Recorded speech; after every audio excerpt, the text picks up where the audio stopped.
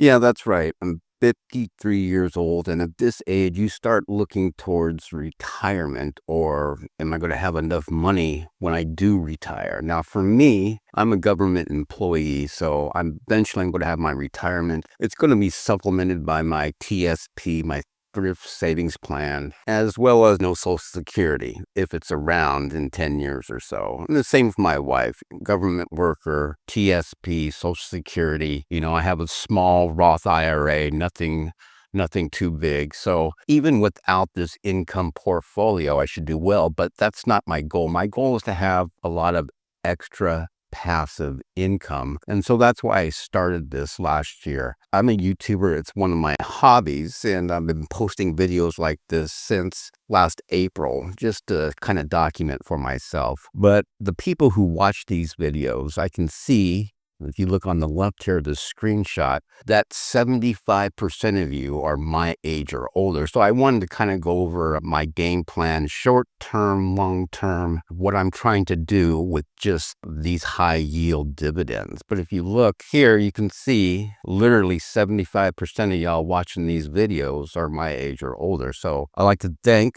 all the new subscribers that I've gained in the past, I don't know, 8, 9 months. It's been a transition from Scott's PC to dividend income, and about 3,000 of you, maybe about 3,500 of you have subscribed just to follow what I'm doing. But let's get to QDTE and XDTE. And I just want to show you, especially with QDTE, what the long-term goal is and show you the math of it so that when I do get to be 60 or 62 or 65, if the math works, I should have a little bit extra passive income to supplement my retirement so that I don't have to worry too much about money, because we're all in that same boat in our age group. We're looking for some passive income so that we can have a little bit of peace of mind. And I know there's millions of Americans, people like you that are watching, that are just trying to do the same thing. So this is what I'm doing. I don't know if it's going to work, but here we go. Okay, if you've been following me for a little while, you know that my roundtail funds, the QDTE and the XDTE, are my biggest holdings. About 14 grand in the Q and almost 9,000 in XDTE. Again, roundtail funds, they pay a weekly dividend. Okay, the necessary evil of a spreadsheet, but it is what it is. I got this off a YouTuber, I believe, last year, 4 or 5 months ago, from the Dividend Executive. So thanks to him, because I don't know how to do spreadsheets that well. It'd take me forever. But anyway, let's start with QDTE. I really started keeping track of September 6th of last year when I had 131 shares of the QDTE. Now I have about 350 shares, but you can see I've just been tracking QDTE weekly. And if we scroll all the way down to today, I have about 352 shares. So next week, I'll have 352 shares, and whatever the dividend is, I'll get that payment. But as y'all can see, September, I had 131 shares, and I've slowly been adding to this position over the last 5 months. And now what? I've gained 220 something shares.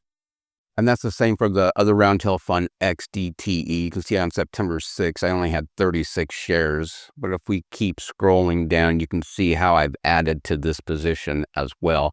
And for me, it's an expensive position, $50. And now I went from 36 shares to 178 shares in about that 5 or 6 months. But what I really want to show you, I want to focus on QDTE and show you what my plan is. Now, these are the distributions since I've started keeping track since October 25th of last year, 2024. And these are the weekly distributions for QDTE. And you can see they're a little bit skewed because of those huge distributions that happened in the past couple weeks of December. So if you take all these distributions since I've been tracking it and since I've opened these positions in late July of last year, the batting average, or the average, is about 31 cents a week. Now it's kind of skewed because of these guys here. So I'll need at least 52 weeks to get a really good average. And it's the same for XDTE. They had those high distributions, so 28 cents. It'd be nice to get these every week, but we know we're going to get some in the teens, some in the 20s, and maybe a couple times the rest of this year we'll get above 30, maybe even 40. Again, depends on how choppy it is and how Roundhill manages these funds. But anyway, look at these numbers. I call them my batting average or my average, 31 cents and 28 cents. So I'm trying to set the foundation of about what I'm going to show you. And what I want to show you is QDTE on drip versus what I am doing. And so we look at the current share price, 39.71, and this is my average, the 31 cents per share. I started this on November 15th of 2024, and I started with 300 shares because that's how much I had on that date. And so I have 12 weeks of data. So this is just a manual drip. If you were to drip the dividends back into it, you can see the rolling drip count here and how many shares you should actually have. But of course, I'm taxing myself 30% now. So I'm not going to be keeping up with that drip. So I'm adding my own money to it, so to speak, or I'm using distributions from the other funds that I have. But for example, February 7th is the latest distribution for QDTE. Starting on, again, November 15th of last year, if I were just to automatically drip, I should have 331 shares now. But right now, the actual share count is 352 shares. So if we scroll down to 52 weeks when I started this, so by November 15th of 2025, I should have around 450 shares doing what I'm doing, but I'm staying ahead of this drip. That's my goal. So right now, I'm about 20 shares ahead of what I've been dripping. And I'm doing the exact same thing with XDTE as far as tracking it on a weekly basis for drip. So XDTE, I'm manually reinvesting the dividends minus the taxes, but I'm adding some of my own money and some of the distributions from the other high yield accounts that I have. And so February 7th, it says I should have about 168 shares. I got about 10 more shares than this. So let's jump back to QDTE. Again, I don't know what the market's going to do. I don't know if Roundhill will be with us long term. I think it's a fairly young, less than a year. I think QDT's been out, or maybe a year by now. But if you look at this drip calculation, again, I'm going to start with the first year. At the end, again, November 15th is my target date of this year. I should have about 450 shares. It tells you the capital invested, a weekly income of $1.14. And that's with it being at 31 cents. So that average that I showed you, it's going to fluctuate. It's probably going to go down some, but you get the general idea. And so if you look at the second year, it says I should have 673 shares by November of 2026. And again, we don't know what the market's going to do. If market's going to crash, we're going to have a downturn, or we're going to keep going up. So this is just all up in the air. This is just a snapshot of what could happen. And again, if you look 10 years out, when I'm 63, it says a monthly income of about $19,000. Now, to me, this seems like whatever, right? This doesn't seem realistic that it can do it. So for me, I just have to take it 1 week at a time and kind of go from there. But this is kind of the carrot that they're dangling. And again, QDTE is at about $40 per share right now. If it can stay at $40, $45 a share throughout the duration, this should be good to go. But I don't know, maybe it's going to lose its NAV. It's going to drop to 35 and then to 30. And then I'll have to figure something out because that won't work. It won't be worth it. Again, I'm taking QDTE 1 week at a time.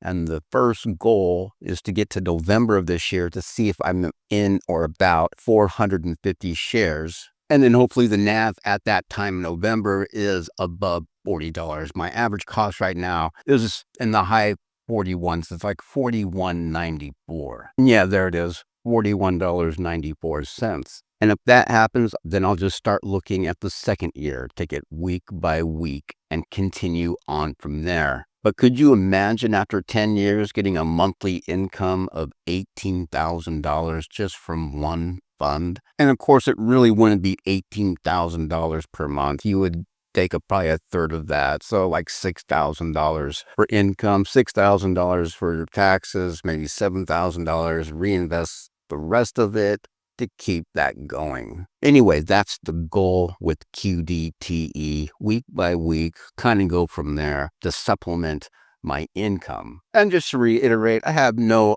clue if this will be sustainable. I am a realist, but again, I'm taking it week by week. I have about 24,000, 25,000 my own cash invested into these high yield funds. I'm using some margin, of course, to get my overall monthly income up, but I just wanted to focus on QDTE and kind of show you a goal of those round tail funds. XDTE, the same thing. It's just going to go a little bit slower because it's more expensive. But there you go. 53 years old. That's kind of my thinking, my plan. We'll see if it works for me. I don't know if it's a good plan, but folks, thanks for watching. Thanks to all the new subscribers, and I will see you in the next video.